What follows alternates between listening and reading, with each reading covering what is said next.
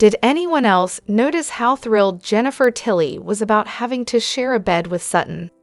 Yeah, she looked downright delighted, or, completely annoyed.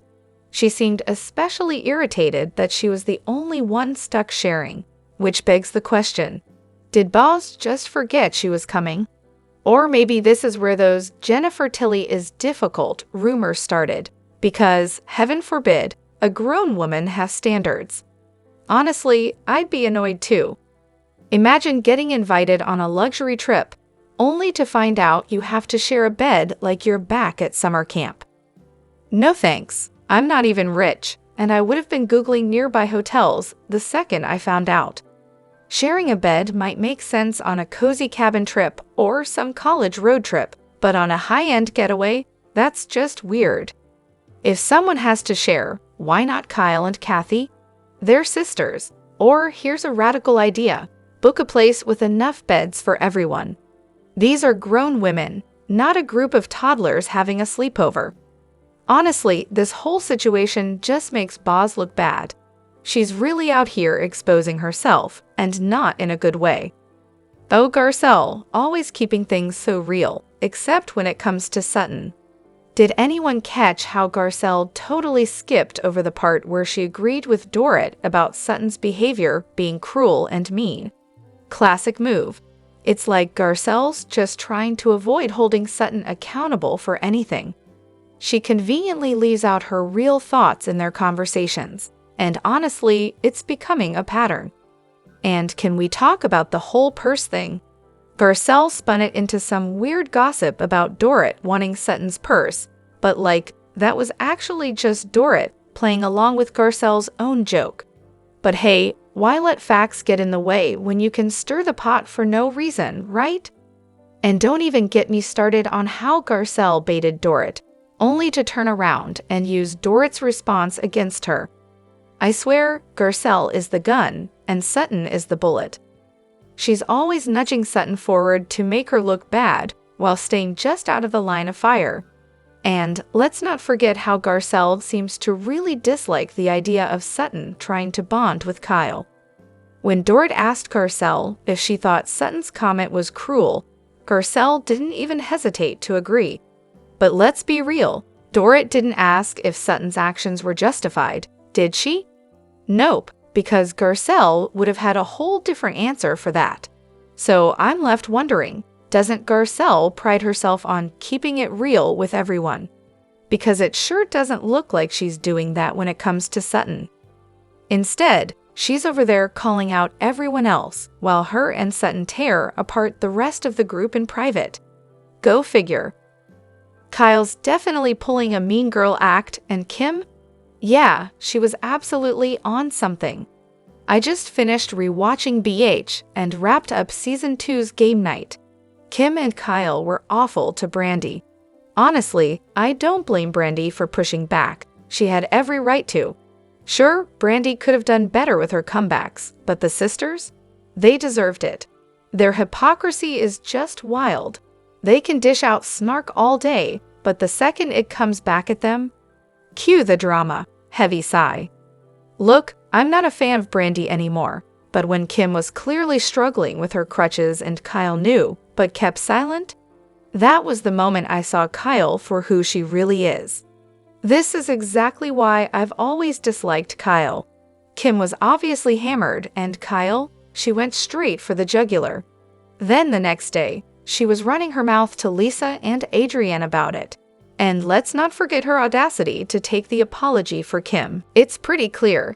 Kim was high as a kite, and Kyle was being a total you-know-what, all for no real reason except that she felt threatened by the new girl on the show. But my favorite moment? When Brandi calls Kim out for sneaking off to the bathroom, and Kyle tries to cover with, "I was fixing her makeup." Girl, the lie is written all over her face. So how's Kyle's Spanish, really? I'm dying to know if any fluent or native speakers want to chime in here. To me, it sounds pretty stiff, almost like she's got a weird mouth thing happening, kind of like all the Richards sisters do. It's hard to explain, but imagine if John Wayne was female and suddenly trying to speak Spanish. Yeah, that's the vibe. But hey, maybe it's actually way better than I'm giving it credit for. Who knows? I'm not a native speaker, but I do speak Spanish fluently. And honestly, Kyle makes mistakes. She definitely doesn't sound like a local. Still, I can understand what she's saying most of the time, and I really do respect the effort. Let's be real, a lot of English speakers would never even try. Sure, it's not native-level Spanish, but at least she doesn't talk to people like they're idiots, speaking slow and throwing in weird sign language. That's a step up, right? I always appreciated that she treats the house staff like actual humans. But unless someone's paying her to sound like a polished pro, I doubt she'll bother to fix it anytime soon.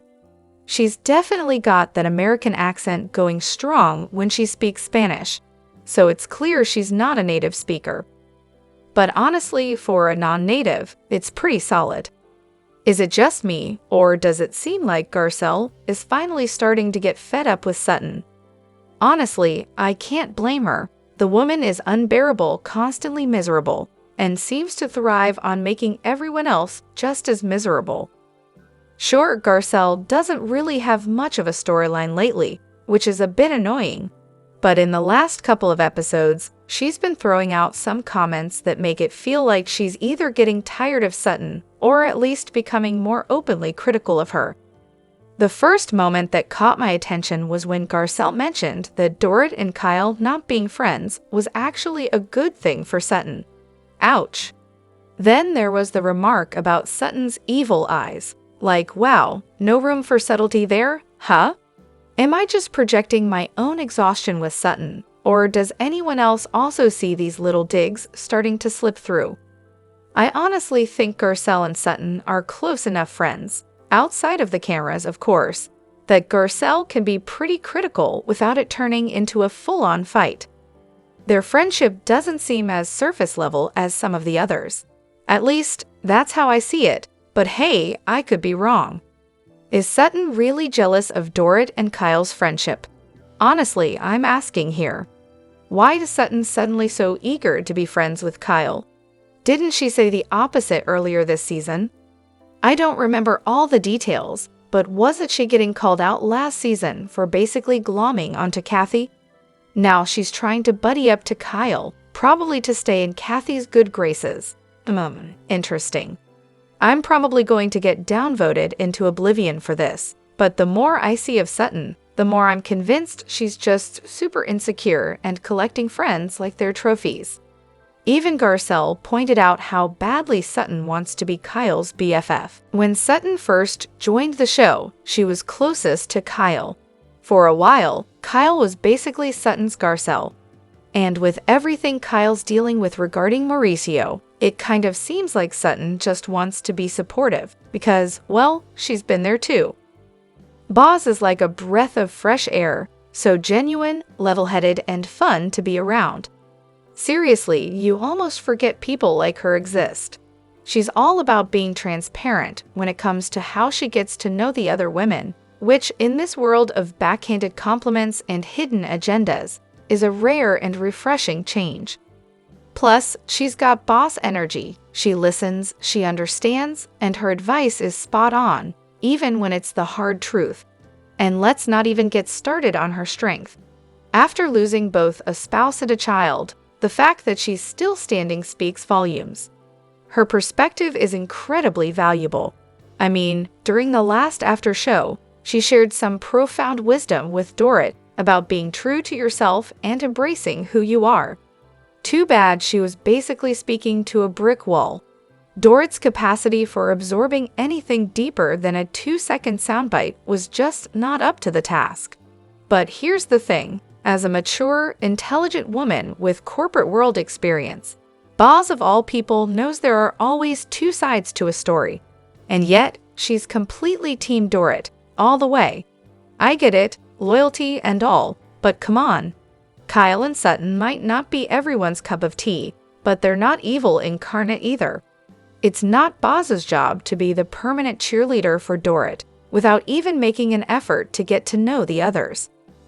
A true friend doesn't just lick your boots, they'll also call you out when you're doing something wrong and still be kind about it. Boz, not once has she called out Dorrit on anything.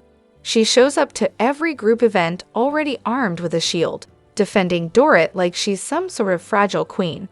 Sure, production probably has a hand in this, but honestly, it's not a great look. Can anyone name the creams and serums Kathy unpacked in Street Lucia? I was genuinely curious about what skincare she packed. Those glass bottles looked adorable too. Anyone know what they were? I'll add my 2 cents. Honestly, none of these products are all that impressive. Augustinus Bader, overrated and ridiculously overpriced. There are way better moisturizers out there for less money, and Dior? It's all about the brand, not the quality. For the price, or even for less, you can get much higher quality products from brands like Biologique Recherche, Biofect, and Clarins. The meeting between Kyle and Boz was something. It almost felt like Kyle was subtly trying to steer the conversation in a direction that would serve her narrative, as if the entire thing was a setup. She started tearing up, but the whole thing had this air of performance to it, like she was auditioning for a role rather than expressing actual emotion. It didn't seem like a raw, honest moment. It felt a lot more like she was fishing for a specific reaction from Boz. It wasn't evil or anything, but it sure seemed calculated. Now, here's the twist. As someone who's never really been a fan of Kyle since day one, I've got to admit, this conversation was the first time I actually believed she was genuinely upset. For once, it didn't feel like the typical crocodile tears she pulls out whenever things don't go her way. And then there was the whole Mo conversation. Awkward doesn't even cover it.